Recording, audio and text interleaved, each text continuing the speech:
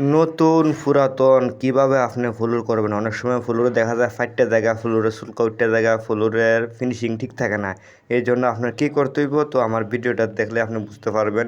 পুরনো ফুলুর যদি হয় তাহলে আপনি এর আগের দিন পানি খাওয়াই রাখতে হইব, পানি খাওয়ানোর পরে তারপরে আপনি ফুলুরে মাল বিছাইবেন গ্যারাডিন দিয়া। অবশ্যই আপনি গ্যারাডিন ব্যবহার করবেন, গ্যারাডিন বিছাইয়া আপনি মাল দিবেন। তো আপনি মালটা কিন্তু নরমাল দিতে হবে। নরম মাল দিলে আপনার সম্পূর্ণ জায়গাটা অ্যাকুরেট থাকবো, কোনো জায়গা থাকতো না উঁচা নিচা ঠিক করার জন্য আপনি গজ ব্যবহার করবেন। গজ দিয়ে একবারে মিল করিয়া তারপরে নরম মাল দিয়ে আপনি মিল করবেন। মিল করে শুকনো ব্যবহার করা যেত না।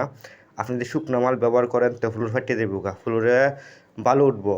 তো শুকনো মাল অবশ্যই ব্যবহার করা যেত না। শুকনো মাল কিন্তু অনেক ক্ষতি করে। শুকনো মাল ব্যবহার করবেন না। যত সময় লাগে টানতে যদি সময় লাগে সময় যাক, কিন্তু শুকনো মাল ব্যবহার করা যেত না। শুকনো মাল ব্যবহার করলে আপনার ফুলের ক্ষতি হয়। অবশ্যই নরম মাল দিয়ে কাজ করবেন, কাজটা অ্যাকুরেট থাকবে।